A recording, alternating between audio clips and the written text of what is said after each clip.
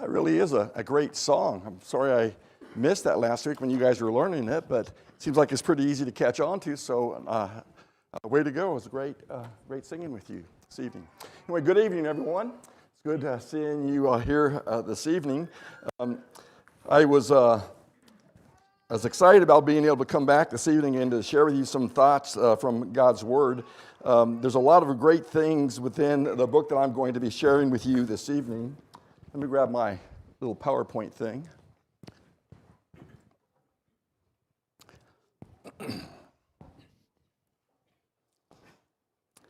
This evening we're going to be looking at a book that it really is an interesting book. It's one that I haven't taught in a long time. In fact, I think the last time I taught the book of Esther was probably when I was just a young man living in Hayward, California, in my first ministry, which means I was back in the mid-'80s or somewhere around there. I was teaching a ladies' class, and I taught on the book of Esther, and so I haven't done a lot of teaching out of it, but one of the assignments that they gave me when I was in Africa was to teach on the book of Esther, and they asked me to do the first 4 chapters of the book itself in a Bible class on a Sunday morning in City Day, La Paix. Now, originally it was supposed to be Jim was to teach chapters 1 and 2, and I was to be doing 3 and 4, but he called me and said, they've asked you to do chapters 1 through 4, and so he bailed out, and I got the duty of being able to do that. But I was glad that he did, because that caused me to spend some time in the book of Esther and to read through the 10 chapters of it. And what I discovered about the book of Esther, if I were to have begun by asking you, what do you think is the most exciting book in the Bible? Well, you might have said, well, you know, the book of Revelation, that really is an exciting book. And yet at the same time, as exciting as it might be, it can sometimes be confusing. It can be really challenging to understand and put all the parts and pieces and characters together so they make a lot of sense. You may have chosen another book. But one of the things I found out about Esther is that Esther really is one of the most exciting books in the Bible. It's filled with a lot of intrigue. It has a lot of conspiracy and plotting. There is jealousy and rage. There is a lot of foolishness in it. There's pride that is there. There's also the themes of loyalty and, of course, faith. And in all those chapters, as you read through the book of Esther, you'll find all those little pieces in there. And so the book really does travel along at a pretty quick pace. In fact, it's one of those books that you can read where you don't get bored with it. It's one of those books in the Bible that you start at the chapter 1, and you really do want to read through the entirety of it to get to the end of chapter 10 to find out how everything ended. So the book of Esther is really one of these just incredible books, because chapter by chapter something exciting is happening in there, or something intriguing is happening within it. When you look at the book of Esther, there are some curious facts. As you begin to read through those 10 chapters, there are some things that just jump out at you out of silence, and that is that the name of God is never mentioned in the book of Esther. Through 10 chapters, his name is never used. And you're caused to think to yourself, why is this? And I think that's what is happening here is the author himself is trying to get us to dig deeper into the book itself and try to discover what really is going on here. So it's an invitation to look for God's activity throughout the book that becomes very obvious as you read through the book. Such themes as coincidence or providence or reversal, you'll see it throughout the entire book, and it's almost like a bookend where you find a thing, something that is talked about here, and then you'll see it completely reversed at the end. You'll see God's providence throughout the book itself. For instance, probably one of the most popular sections in the book of Esther is in chapter 4, where Mordecai, Esther's cousin, says to her, you know, perhaps you have been called for this very time and this very place to help the children of Israel, or the Jews, to escape this plot that has been made against them. And so, you know, as you go along, you can see that throughout the book. Or if you talk about just the reversals that are in the book, you have Haman, who is lifted to a high place, and the Jews put it in a lower place, only to find out by the end of the book you have a complete reversal take place. And so you see the providence of God that moves throughout the entire book itself. Then you also see some moral, what I would call ambiguity through the book, some things that simply just don't seem to make some sense, such as there's a lot of drinking, sex, and murder that's talked throughout the book. It's done in a very good way or wholesome way, but nevertheless, it is there, and you'll see there. And it's not saying that God approves of all the drinking and all the partying and the feasts that are going on there, or all the probably debauchery that is happening in those feasts, or maybe even murder or assassination plots. It's not saying that God is approving of those things. It simply is a historical fact that the writer records and writes down for us to see those things that are happening in real time, in that time and place. You'll see also a violation of Torah commands. The law commands things like one of the great prohibitions within the law is that the Jews were not supposed to marry outside their race. But you find that Esther, who is a Jewish, she marries outside her race and marries the king, who is a Gentile or a Persian. Well, as you go down through it, you see such things as that, but the point of it, or the big idea of it, is this. Despite the exile and God's seemingly absence, He is always there with them. Through all their compromise, God had not abandoned the children of Israel. He was always there with them. And so the book of Esther asks us to trust in the promises and providence of God, that God is working behind the scenes, even though He may seem absent, even though He may not seem as though He cares or that He is there, God is always there. And so we're to put our hope in that very fact that God will be with us to the very end, and that He is watching after us in every way. And so those are just some things that you might want to just kind of log away in the back of your head. Let me share with you some background of the book of Esther that will help it to maybe make a little bit of sense. The book of Esther is known as a post-exilic book. In other words, the book takes place after the exile. The children of Israel have been carried away into captivity by Nebuchadnezzar, the king of Babylon. And now we are 100 years ahead of that or beyond that. And the children of Israel are now in the country of Persia. The Medes and the Persians had conquered Babylon. Nebuchadnezzar has been removed from power, and now another king is on the throne by the name of Ahasuerus, or in some of your translations it might be Xerxes. But now he is in power, and so the children of Israel find themselves in exile, and that remnant of people that are there are being overseen by another power. And so that's what's going on here. It takes place in the city of Susa, or in some of your translations it might be Shushan. That's the capital, or what is called the citadel of Persia.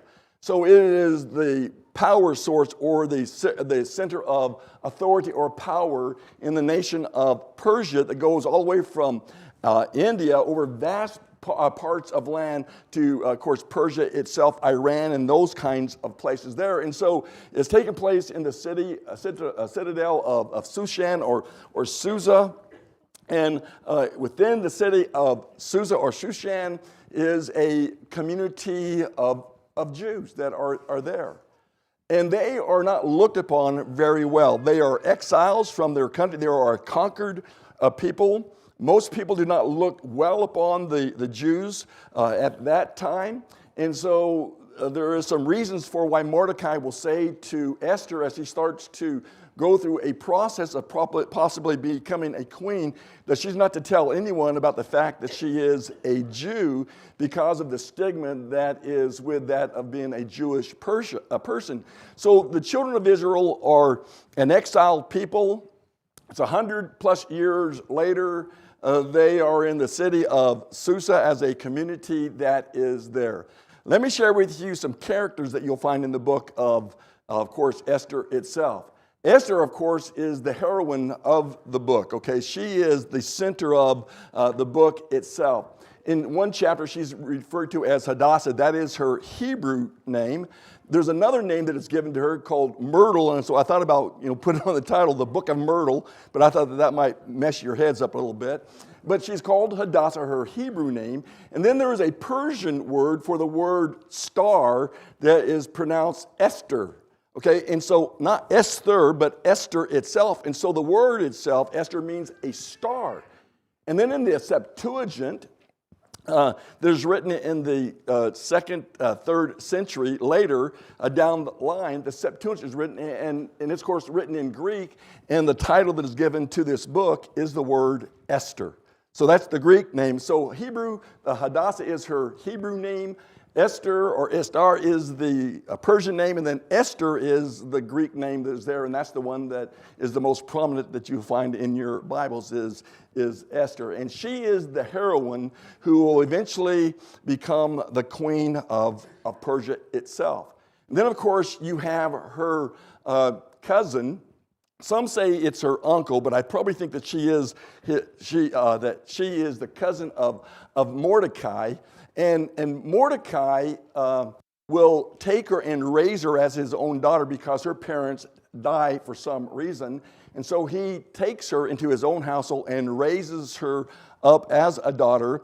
She is known as an extremely attractive woman or a beautiful young woman, and she'll eventually catch the eye of the king himself. And so you have Mordecai, who is going to give direction to Esther, especially as she becomes queen. He's going to be giving her advice, giving her some direction in what to go. He's constantly going to be at the gates of the city or gates of the citadel, looking after Esther, making sure everything is going all right for her.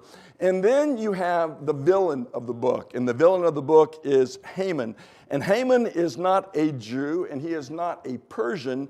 He is an Agagite, which means he is from the lineage of the Amalekites.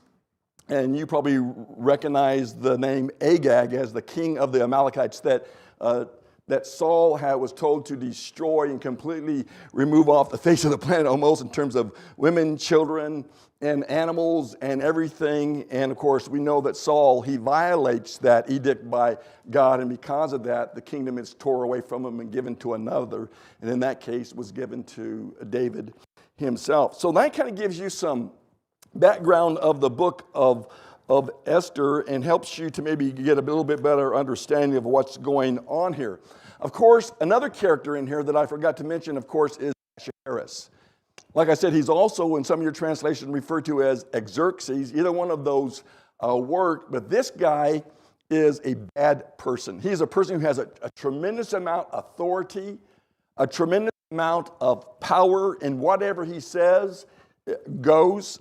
He has the power to write laws, such as the laws of the Medes and Persians, which means once it is written and put down and the signature stamped upon it, it can never be changed. Not even the king himself can change it. So he wields a tremendous amount of power, but he is also a man who's full of all kinds of pride. He is an arrogant individual. He's a foolish man, a drunkard of a man, and he is ruled by his flesh and by his emotions, and oftentimes makes decisions out of a drunken stupor, which leads to a lot of problems for a lot of people. So those are the characters of the book of Esther. It's like I said, it's an incredible book. And so here's what we're going to do this evening. We're going to try to see if we can move through the first 4 chapters of Esther this evening. Now, I don't know if we can do that or not. May run out of time and have to stop at chapter 3 or something like that, but we're going to get into it. And what I would encourage you to do is to read along as I kind of narrate through it because of just time itself. As you move into chapters 1 and 2, you'll see the king of Persia and his greatness. And it begins by telling us that Ahasuerus, in the 3rd year of his reign, he decides to throw a feast. And this feast is going to involve him bringing all the nobles or all the high people around him to himself so that he can make merry with him and so that he might be able to show off everything he has. And so in your book here, it says that he calls together a feast that's going to last for 180 days or half of a year. So in this period of time, he's not just having just a feast that is continuing for 180 days. What he's saying is it's something that begins as a feast, and as he brings all these nobles to himself, what he's doing is like I said, he's a narcissist, and so he's going to begin showing these nobles how great he is. And so he is going to be crisscrossing across his land. He's going to be showing them all his wealth and all of his power and all of his authority. He's going to be showing them all his possessions.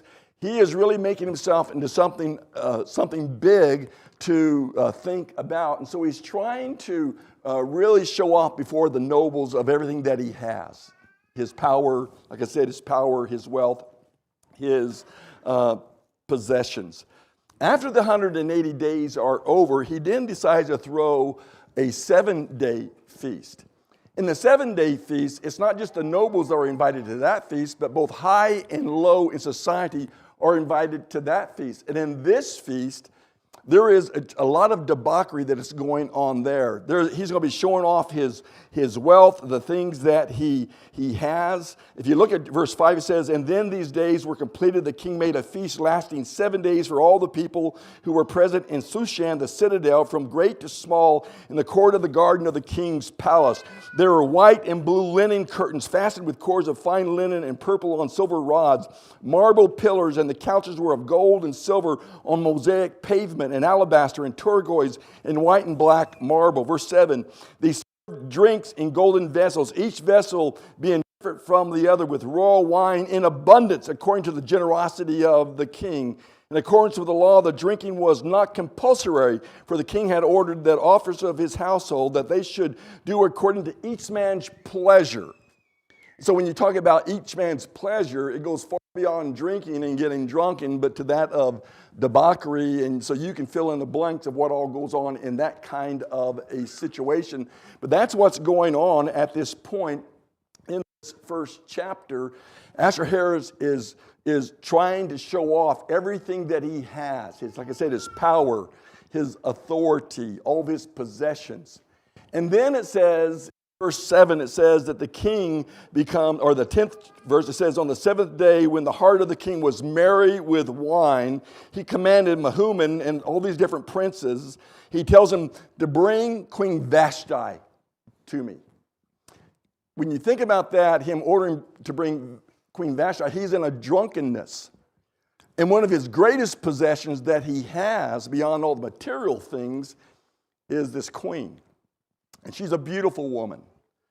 And it's my belief that he's wanting to bring her into the court to show off her beauty so that men would ogle over her and possibly even lust after her, and that she would be a woman that any man would want. But I, King Ahasuerus, I'm the one that owns her. She is my property. What you find out about Vashti, though it's not said, is that Vashti obviously is a woman of dignity. She is a woman of self-worth, and she refuses to come to the king and show herself. And the result of that is that it says that Ahasuerus becomes enraged. He's drunk. He's enraged that she refuses to come into his presence. Now, a person that doesn't obey a king's rule, they could easily lose their head over this, or worse. I mean, something bad could really happen, but she refuses to come. And so, enraged, Ahasuerus is beside himself, and so he calls a number of advisors to himself. And he asks this question: what should be done with a person that disobeys the king? Vashti refuses to come. What should we do to her? And they give him advice, but Memucan, one of the princes, he says, this has never been heard of before, and anyone that does something like this needs to be dealt with, because she's going to become a bad example to all those who are masters of their house in Shushan or in Persia. If it gets out that the queen has refused the king himself, what is that going to signal to all the other women when their husbands tell their wives or ask their wives to do something and they refuse to do it?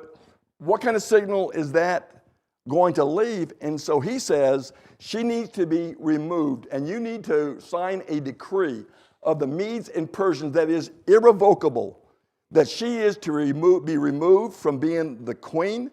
And not only is she to be removed from being the queen, we need to send a decree out to all the lands for them to read that says that, men are the masters of their home. Look at I think it's in verse 22.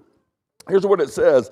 Then he sent letters to all the king's provinces, to each province in its own script, and to every people in their own language, that each man should be master in his own house and speak in the language of his people. So Vashti is removed. She is exiled from being the queen, and a message is sent. Now, understand that what is being said here is not as an example that that's the way it should be with us. He's not saying that, you as husbands, you're the masters of your house, and whenever you tell your wife to jump, she better be jumping. When you tell her to move, she better be moving. I remember in Africa, I told you this already, and if not, you can kind of check out for just a little bit, but I remember the first year in Africa, after we had taught the men, we asked them, what do they think about us teaching their women?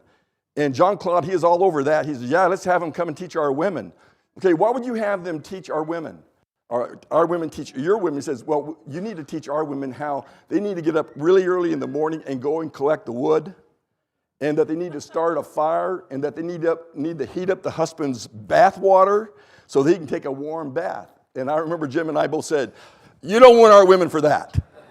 That's not going to work well for our women to come over and teach them that kind of stuff. Well, that was in their minds at that time. Of course, we know that when we think about our wives, we know that they are a part of who we are. Obviously, Ephesians, the 5th chapter, teaches us that wives are to be in submission to their husbands, but also said that husbands are to love them in a very submissive way, in that they love them with a sanctifying love and a sacrificial love and a self-love, and that we're to love them into a submission. And that means that we would never ask them to do something that would diminish them or harm them or cause them to think less of themselves or to lose any of their dignity. The Persians didn't have a hard time with that in that day. And so this decree goes out for the women or the men, and the women are to understand who the master of the house is in that kingdom. Then you move to the 2nd chapter. And in the 2nd chapter, Esther is going to become the queen. She's going to become the queen of the Persian Empire. And in this section here, it's pretty interesting because in the 2nd chapter, it says, after these things, when the king's wrath of Ahasuerus had subsided, he remembered Vashti and what she had done and what had been decreed against her. So he's through being drunk. Okay, now he's within his senses. And Vashti is now off the scene. She's gone now. But there's nothing he can do about it because he wrote a decree. So if he wanted her back and wanted to reinstall her as the queen, he couldn't do it. So he's got to move on. So now he's all downcast. He's probably whimpering around. And his servants notice that. And so they come and they advise the king that he needs to find a new queen. And their advice to him was that they needed to crisscross across the land. And they were identified virgin women who are beautiful to look at, and they're to be brought to the citadel itself, that they're to go into the house of the women, where there was a guy who overlooked all that, who was a eunuch, and they were to go through a process. This process of Esther one day becoming a queen was not an overnight thing. You think, okay, this is going to happen fast, but it's not. It's a process that's going to take like 4 years. And the 3rd reign of the king is when he dismisses or exiles Vashti from being a queen. Now you're going to go 4 years later, and through that 4-year period of time, they're going to be bringing beautiful women, virgins, into the citadel, and they're going to be put through a beautification process that lasts a year each. For 6 months, they'll take that woman, and they will bathe her in oils and myrrh. And for another 6 months, they'll put spices and cosmetics and perfumes. And in other words, they're going to get a royal beautification treatment for 6 months so that they are dazzling beautiful. And then they're going to be brought to the king for a night. And then they're going to leave in the morning. If the king likes them, then they get to come back. And if he doesn't, then they go to the house of the concubines. Okay? So a number of women go through the process, and finally Esther, who is beautiful and strikingly beautiful, And the head eunuch, he recognizes her as being beautiful, and he really puts her through the royal beautification process, and she is brought before the king. And when Ahasuerus sees her, well, he's knocked out by her. She's beautiful. He wants her to be his queen, and so in the second chapter, she becomes the queen. But before that happens, Mordecai is introduced to us. And we learned that Mordecai is descendants from Kish, who was one of the ones that were brought by Nebuchadnezzar into exile, and that he is a cousin of Esther's uncle, and her parents die, and she is raised by them. And as she goes through this process, Mordecai says to Esther, don't tell them about your people. Don't tell them you're a Jew. You need to keep that to yourself. And even after she becomes a queen, he tells her, don't tell them you are a Jew. Because of the stigma that I've already mentioned to you was already there. In verse 10 it says, and Esther had not revealed her people or family, for Mordecai had charged her not to reveal it. And every day Mordecai paced in front of the court of the women's quarters to learn of Esther's welfare and what was happening to her. So after the 12 months of preparation that is talked about here in verse 12, it now becomes Esther's turn. She comes before the king. The king likes what he says, and he replaces Vashti with Esther, and now she is the queen. That's great. That's great. So what about Mordecai? Well, Mordecai is staying pretty close to the citadel itself and to the king's gate itself, so he can keep an eye on Esther. But on one evening, he is there at a place, and he overhears a couple of eunuchs that are they're high individuals in the king's court, and they become very displeased with the king, Ahasuerus, and so they come up with a plot to assassinate the king. And Mordecai, he overhears it. He overhears it, so he goes to Esther and tells her about the assassination plot. Esther goes to the king and tells him what she has been told, and he in turn investigates it, and then he has the two individuals executed. Mordecai probably is the one who gets the credit for that. So Esther is elevated to being the queen. Mordecai is elevated in the eyes of the king because he has exposed a assassination plot, and so he rises to some degree as well. And then you come to the third and fourth chapter, which means I think we're going to get through the third chapter this evening. In the third chapter, the villain is introduced to us. Haman is an interesting person. He is elevated to a very high position with the king. Haman is a rich man. He's willing to pay money or bounty to have the Jews exterminated later on in chapter 3. So who is Haman? Well, Haman is not a Persian. Haman is an Agagite, is what the scriptures, is what it says there in the third chapter. There, after these things, King Ahasuerus promoted Haman, the son of Hammedatha, the Agagite, and advanced him and set his seat above all the princes who were with him. So what is an Agagite? Well, an Agagite was, as I mentioned to you, a descendant of the Amalekites that we read about, that I talked to you about a little bit at the beginning of this lesson. And you recall that Saul was told to kill man, women, children, and all the beasts, that they were to keep no spoils from the victory. God gives them the victory, but Saul, he keeps some animals alive. And not only that, he keeps Agag, the Amalekite, alive. An Agagite, if you will. He keeps him alive, and when Samuel finds out about that, he goes to Saul and asks him basically, what have you done here? And what is this bleating of sheep and the lowing of oxen that I hear in my ears?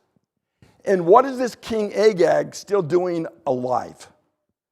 And he goes and he hews Agag into pieces. and he takes the parts of his body and he sends it all around the land. After that, the Amalekites, they hate the Jews.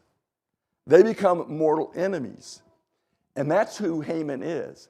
Haman somehow finds himself in Persia. He finds himself elevated in the house of Ahasuerus, and he's not a Persian. He's a Canaanite. He is an Agagite, an Amalekite. That's his descendants. And so, as he is raised, people are bowing to him and giving homage to Haman, and he loves it because this guy likes that kind of stuff. But there's one guy who will not bow to him, and that's Mordecai. Mordecai refuses to mortify himself before this Agagite. He will not do it. And so it upsets and it enrages Haman, so he begins to find out information about who Mordecai is and why he will not bow to him. And when he finds out that Mordecai is a Jew, he then connects him with being a Jew with all the community of Jews that are in and around Susa, and he begins to set forth a plot by which he is going to take care of the Jews. And the plot involves completely exterminating them all, men, women, and children. He wants them off the face of the planet. So if you've wondered, why in the world would he be like that? Well, verse 10 will tell you. Verse 10 says, he was an enemy of the Jews. He hates them, so he wants them all dead. And so he goes to the king and he says to the king, these people are bad news in your kingdom. They live by different laws that you have in the kingdom. And that was true because they're Jews and they live by the law of God, right? So they are going to live differently from the laws of the Persians. And Haman is going to use that as a wedge to drive between the Jews, or children of Israel, and the king himself. So they cast a lot. It's called a pur, a lot, or a dice. And that's the date that they're going to decide when the children of Israel are going to be exterminated or when they're going to be killed. And so it found itself on the 13th month of the month of Adar.